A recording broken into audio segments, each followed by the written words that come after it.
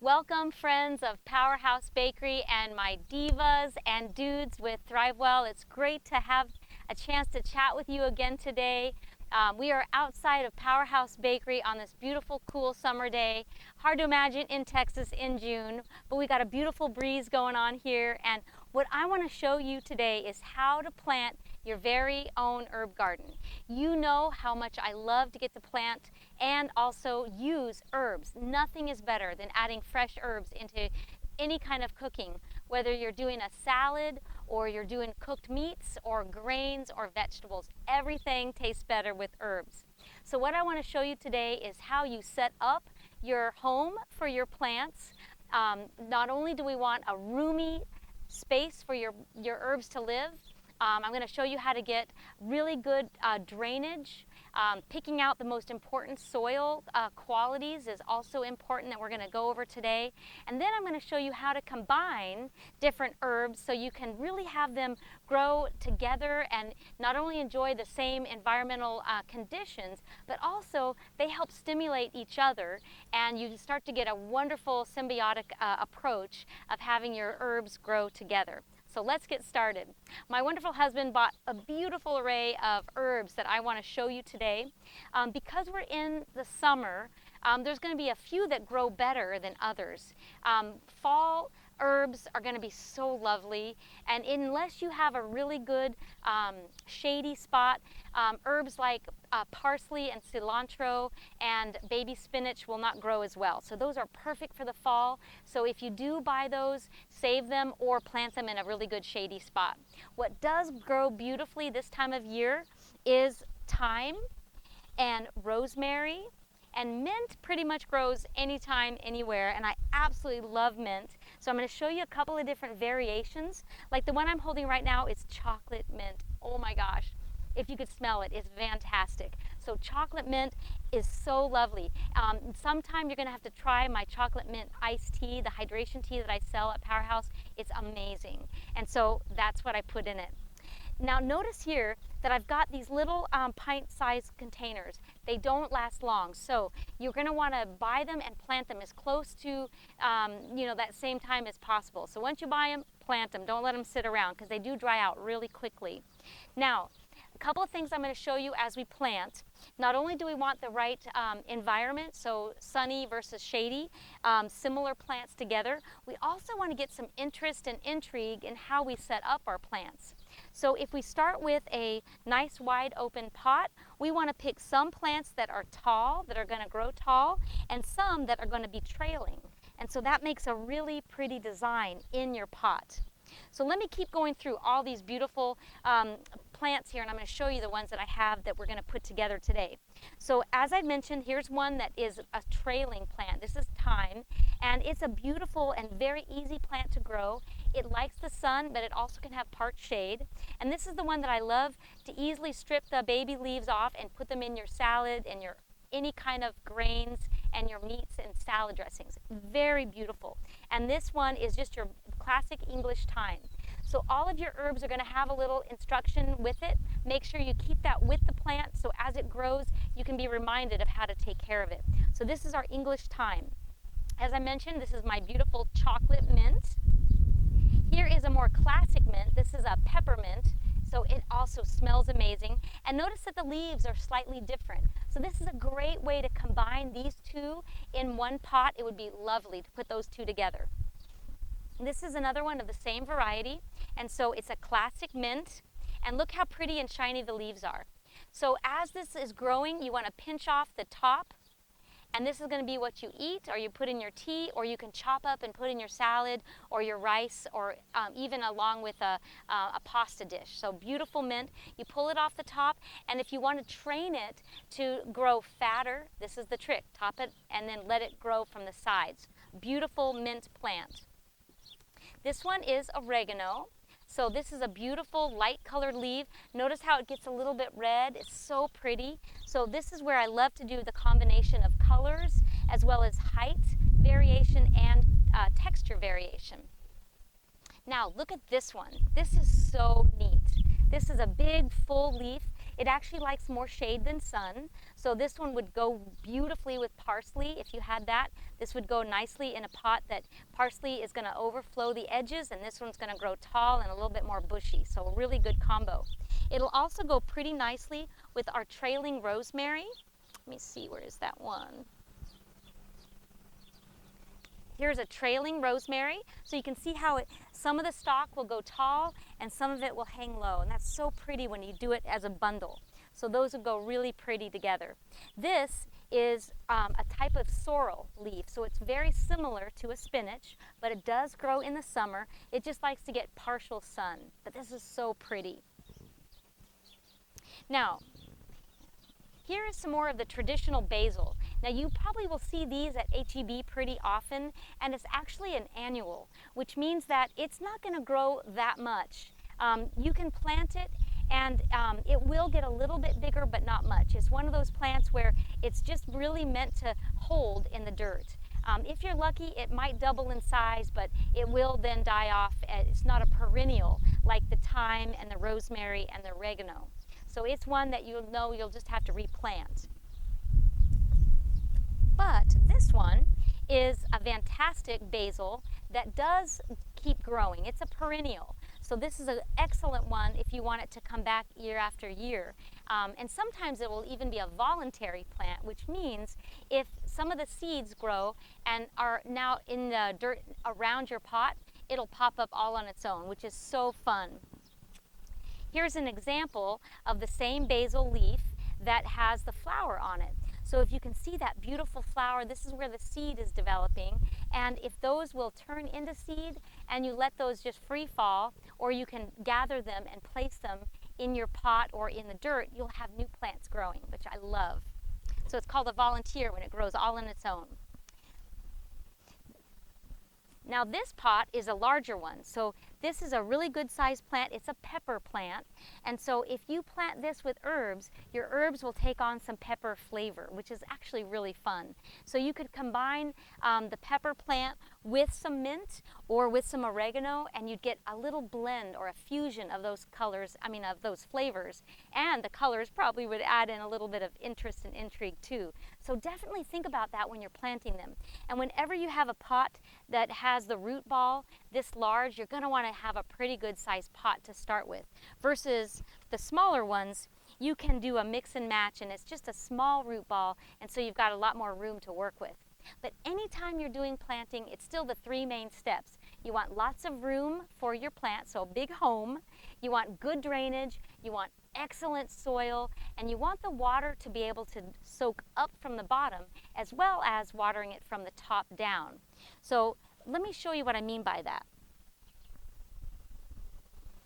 Here in this really cute plant I just put in its new home, this is a mint plant. So it was a small pot, so one very little, and I put some gravel down at the bottom, and then I put in my dirt. So it's about a 1-to-4 ratio, maybe an inch or two of the gravel and then 4 inches of the dirt. So you want gravel to help the water not sit on the roots as the plant grows. But notice this, super important on all of your plants, if they're in a pot, you want to have a drainage bowl. It's even ideal if you can water from the bottom up. Let me show you what I mean. So as I'm watering my plants, I can put a little bit at the top, especially when the plant is brand new and the root ball is very delicate and really at the top of the plant. But even better is to be able to water it from the bottom. So let me show you what I mean. This little bowl down here will catch water, but it will also allow the roots to access and slowly absorb the water from the bottom up. It's a great way to do it. I learned that trick from my mom when we used to have African violets, and they were so delicate and picky. And the very best way to have your African violets survive was to water them from bottom up.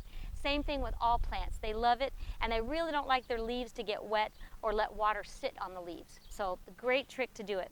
And also notice that I didn't put a lot in this pot. While it is pretty tall, it doesn't have a lot of space around the edges. So I'm pretty confident that this peppermint is going to grow and fill this pot beautifully, and then I can pinch off the edges as I want to shape it and grow. So this is a great size. Okay, are you ready to get started? Let's do some planting. I'm going to start with this pot. So it's got a hole in the bottom, which is perfect. It's kind of pretty. I got it from H-E-B. Funny story, I had one of these pots sitting out here the other day, and a customer who was coming into Powerhouse Bakery to buy stud muffins, I'm sure, actually wanted to buy my pot. It was crazy. And so it was a gift for his fiance, and he said, "How much for that pot out there?" So anyway, it was hilarious. I gave him the pot because I thought it was so cute, along with his gift for his fiance. So we're going to plant in this one. So let's get started. So here is my gravel. So let me show you what it looks like. It's just a small, it's probably a 1/2 inch size gravel. And I'm going to put it in the bottom.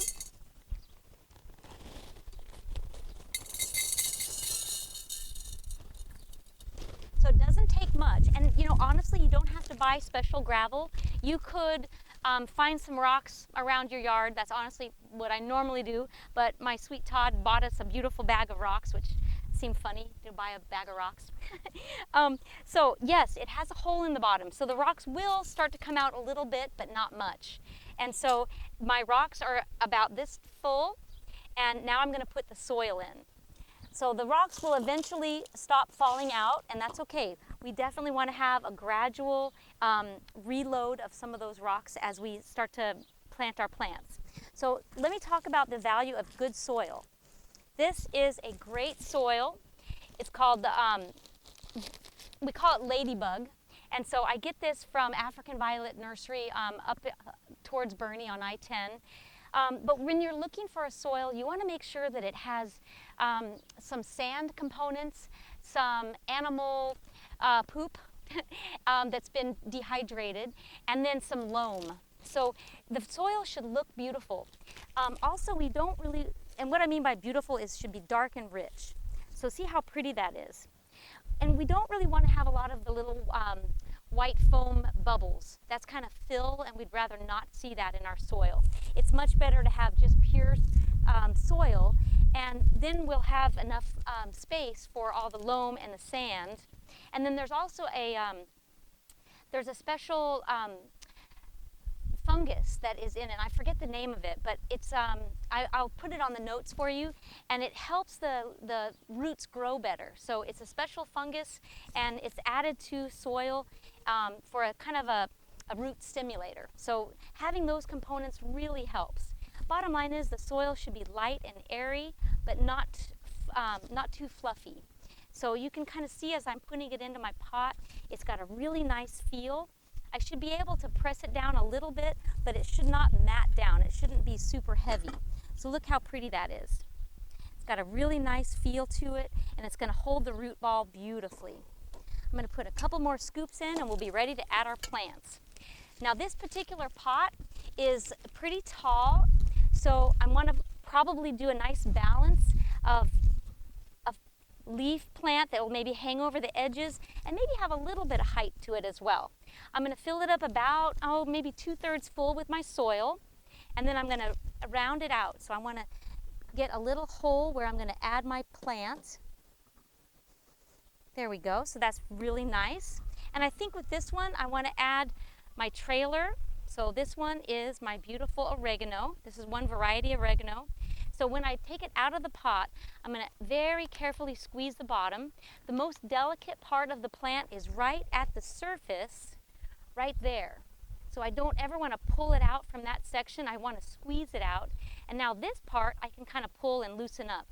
It's kind of the matted root base, which I can kind of let some of that dirt go. What I want to do is make sure that the inside gets access to water and it gives the roots room to expand. So now I'm going to tuck this right on the edge, and I want it to be beautiful and kind of hang over the side. I'm going to keep my little white stick so I can remember what it is, and I have room for one more plant. So I've got one that's kind of trailing down, and I want to do my oregano that's up and over to the other side. So again, I'm going to pinch the bottom, let it very carefully come out. Don't lose my little name tag. I'm going to pull off some of the matted base root. When they start these plants, they actually put it in this little mat, and so it's really not part of the plant so much as it is the base that the seeds are grown in. So if I loosen up and get rid of some of that, the baby fresh leaves, baby fresh roots are going to be able to access the fresh dirt. So I'm going to put it right in there, right next to it. And that's about all I want to fit into this pot. Make sure they're nice and even, and then I'm just going to add more dirt. So my beautiful ladybug dirt, I'm going to add in slowly and just kind of sprinkle it around the edges.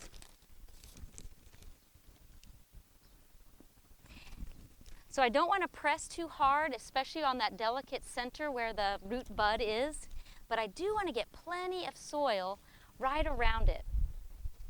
And then I'm going to give it a good watering, and I'll probably have to water it a couple times to make sure that I don't have a lot of air bubbles in between the roots and all this beautiful fresh dirt.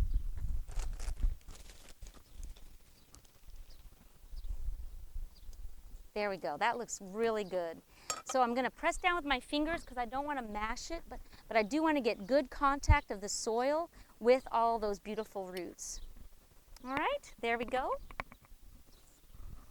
Here's my oregano note, so I can remember I've got 2 varieties of oregano. So pretty. All right, let me give it a little bit of water.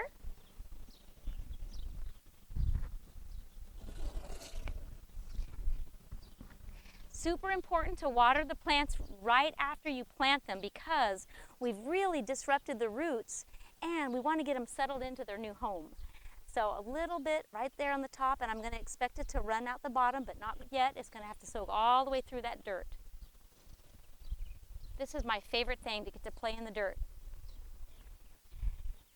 So I'm going to make sure we get good root coverage, and probably after another watering, I'll have to add a little more dirt in because, again, I want it to settle in, and because it has some ground sand in that really good soil, that's going to hold the moisture, and so I want to make sure that it has good drainage, but it also holds that moisture pretty well. All right, so there I have it, my beautiful pot of oregano. I've got beautiful color, I've got height variation, and I've got a beautiful dangling edge here that's going to really add interest and intrigue to my garden. So cool. Now are you ready for the big one? Here we go. This is one that's going to be outside. So I've just filled it up. I love these big wooden containers. I can put a lot in there and it's going to last over the years. The wood planks are a little bit loose, and it's supposed to be like that because as it starts to absorb water, it's going to expand. And it's going to be a nice wide base. Notice that with my little pot, the top is really pretty narrow. This one's going to be much wider, not to mention more volume. So I'm going to have lots of fun really adding the depth of the plants. So this one's going to be really good for my pepper plant. Let's put it in. Where did I put my pepper plant? Pepper. Here we go. So these are going to snug in. So I'm going to kind of plan where each is going to go, and I'm going to want to again fill it up about 2/3 full, and I want to have some beautiful interest of height and variety. So this one's really cool. This is actually a Stevia leaf. So how cool will that be? That's something that I can use as a sweetener. So that beautiful hydration tea that I made, we can add this and it'll add a little bit of natural sweetness. Not concentrated and bitter like you might find in the sweetener products. It's going to be very mild, so really fun to experiment with.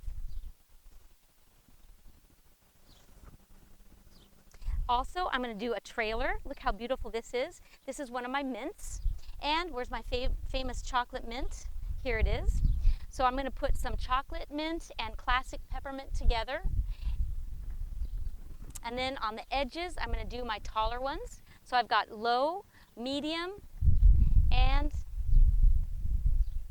these beautiful thyme right on the edges. So we're going to see some really pretty variation in this one. And it is so fun when you get to see them kind of all grow together. So I've put my rocks in, so you can see in here I've got about probably maybe 2 inches tall with all the little gravel pieces. And now I'm going to fold in my potting soil.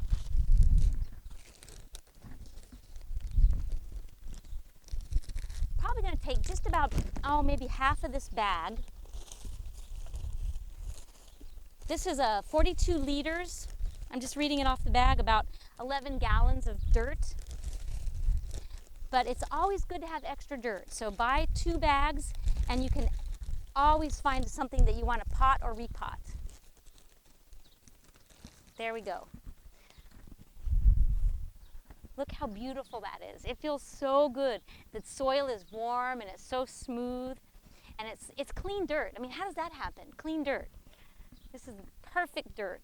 So again, I'm going to put everything kind of off to the edges, and in this one, I'm going to add some chicken poop. So remember I mentioned that the soil, we do want some chicken manure to already be worked into it, but because this one's pretty large, I'm going to add an extra boost. And my wonderful friend Julie Alvarado, she brings us chicken eggs, and now she's bringing us chicken poop. Can't be better. So let me show you about how much. And it actually decomposes really quickly. So honestly, it just looks like dirt. So I'm going to sprinkle this in, probably about 4 scoops.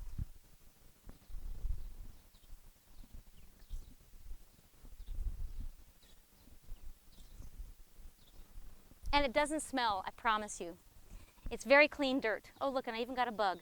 We're really lucky if we can also get some earthworms. Of course, you won't find an earthworm in packaged soil.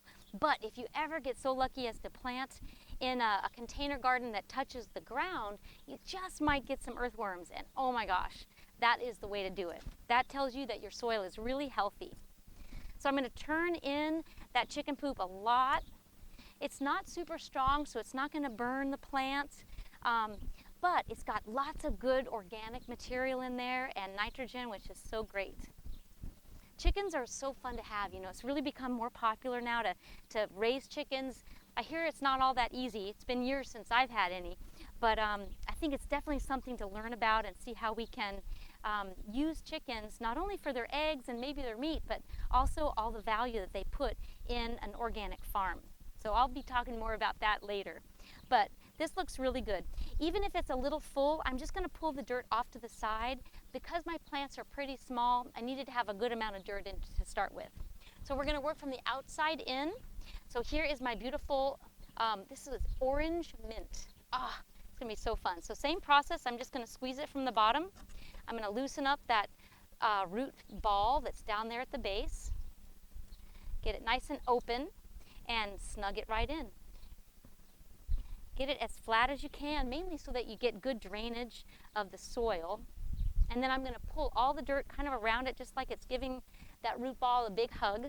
So pull it in tight and then tuck the earth all around it. So that way you have some good working earth. All right, here comes our next one.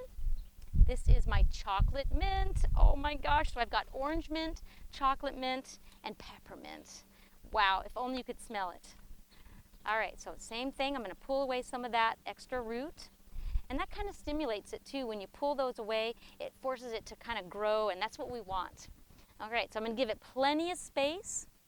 And this one's kind of tall, so I'm going to give it kind of a center spot there. And I'm going to pull the dirt all around it and give it a good hug. And let's go to the next one. So this one is going to be my stevia. So now we've got chocolate mint, orange mint, and stevia. Oh my goodness. Now this one seemed quite dry as I'm pulling it out. So I'm going to make sure when I do the first watering that I get plenty of dirt, plenty of water around the dirt. Really, it's better to water them well before you start to plant them, just because it is kind of a shock to the plant to do all this. So you want to give it a good, healthy watering if you can. So this one's pretty tall. I'm going to move it over to the side. So see, I've got my height. It's tall, medium, and low. Looking so cute. All right, there it is. Okay, I think we have time for 2 more. So if you tried my rosemary mint tea, you might remember that it was so yummy, and we can put pieces of rosemary and mint right into the chamomile or the Riobos tea, and oh my gosh, it tastes great. So let's put that in this one too. Here's a little bit of a deeper pot, so I'm going to show you how we do that one. Same process. Look how much dirt it has. So I'm just going to let a lot of that go. And see all the white fluffy beads? That's just to hold water. Really good soil doesn't have that. And so notice on the current soil, we've got none of those white beads. All right, there goes the rosemary right in next to the chocolate mint. And I'm going to also let some of the shoulders come down, which just means the dirt all around the top of the plant, I'm just going to let that fall down a little bit so I can get some of that beautiful moist dirt right on top of it. So herbs are so nutrient rich, loaded with antioxidants, and if you were around for my class on kale, herbs are right up there, loaded with phytochemicals and not to mention calcium and iron. Who would have thought all these beautiful greens are loaded with nutrients? So don't ever feel like you have to skimp when you're using herbs. Here's my last one, the beautiful pepper that I'm going to put right over here to the side. So again, we've got some good balance of height. And this pepper is going to be so special as it rubs shoulders with my chocolate mint, the orange mint, and the rosemary. Now this one will absolutely give us growth throughout the year. So we'll be getting beautiful bright red peppers, and they'll look so pretty up against all these other colors. So I'm going to do the last thing here, pull out the bottom. Now look how nice and wet this one is. It's really easy to work with. The soil feels rich and strong, so they did a good job when they pre-potted this one. I'm going to put it right down in there.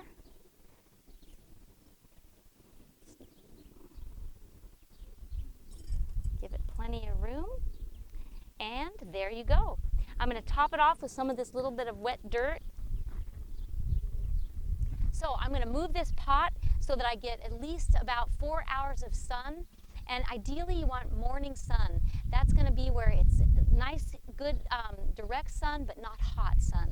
So if you can find a spot that you have morning sun for about 3, maybe 4 hours, that's a perfect spot for your herb garden. If you don't have a good spot outside, put them inside, close to a window, but not letting it get too hot by a window. Water it from the bottom up as often as you can. Of course, top bottom works too, but let the soil get dry in between, but not super dry. So you figured watering about every week should do enough. Give it a deep watering so you see the water come out of the bottom of your pot. You know you've gotten a good soaking in all of the soil, and then let it dry and enjoy your herbs. Cook them and keep them raw, put them in salads as well as your grains and meats, and have fun enjoying healthy herbs. See you soon.